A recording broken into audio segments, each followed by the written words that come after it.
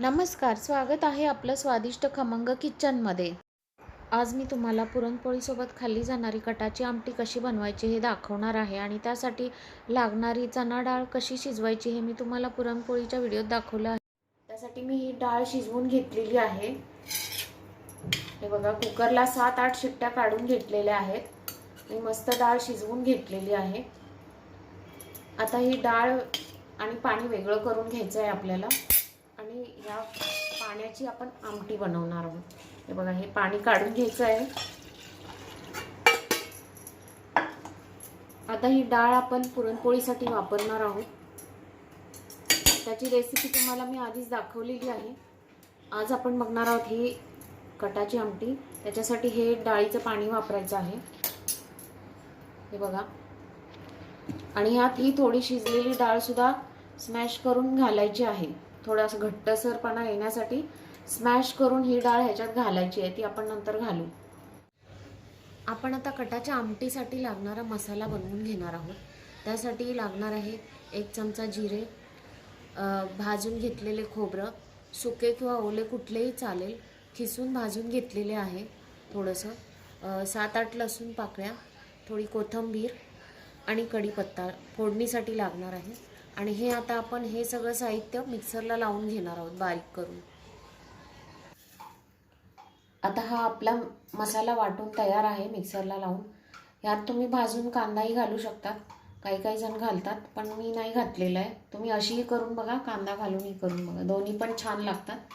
आता आपण गॅस चालू केलेला आहे आणि आता हे भांडं ठेवलेलं आहे। आता यात 2 चमचे तेल घालूया। तेल चांगलं तापू द्यायचं आहे। आता तापलेलं आहे तेल चांगलं। आता आपण मोहरी घालणार आहोत। मोहरी तडतडली मग त्याच्यात आपण घालणार आहोत कढीपत्ता। आता मोहरी तडतडलेली आहे। आता आपण घालणार आहोत कढीपत्ता घातलेला आहे आपण। आता आपण थोडंसं लाल तिखट, हा आमचा घरचा मसाला आहे, कांदा लसूण हा घातलेला आहे थोडा। आता आपण मिक्सरला वाटलेलं हे वाटण ह्याच्यात घालून घेणार आहोत आणि छान परतून घेणार आहोत। ह्याला व्यवस्थित मिक्स करून घ्यायचं आहे। चांगलं तेल सुटेपर्यंत ह्याला व्यवस्थित परतून घ्यायचं आहे। आता बघा, हे आपलं छान तेल सुटलेलं आहे। आता आपण हे डाळीचं पाणी काढलेलं आहे ते ह्याच्यात घालून घेणार आहोत। हे बघा, मी ह्याच्यात डाळ पण स्मॅश करून घातलेली आहे।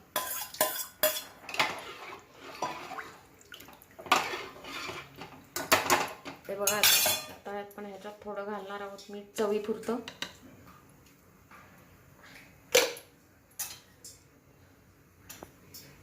थोडी हळद अगोदरच फोडणीत घालायची आहे, पण मी विसरल्यामुळे इथे नंतर घातली आहे। आणि छान उकळी येऊ द्यायचे आणि वरून आपण कोथिंबीर घालणार आहोत। अशीच तुम्ही कटाची आमटी करून बघा। आता आपली झालेली आहे ही कटाची आमटी। आता आपण वरून कोथिंबीर घालणार आहोत आणि आता गॅस बंद करणार आहोत आणि आता बाउलमध्ये आपण काढून घेऊया। हे बघा, छान कट आलेला आहे मस्त।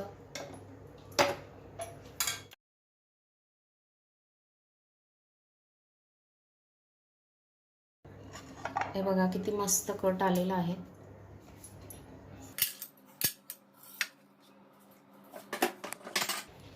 आता हे आपण पुरणपोळी बरोबर सर्व करणार आहोत। आता रेडी आहे आपली कटाची आमटी। जरूर ट्राय करा, लाईक करा, शेअर करा, सबस्क्राईब करा आणि बेल आयकॉन दाबायला विसरू नका।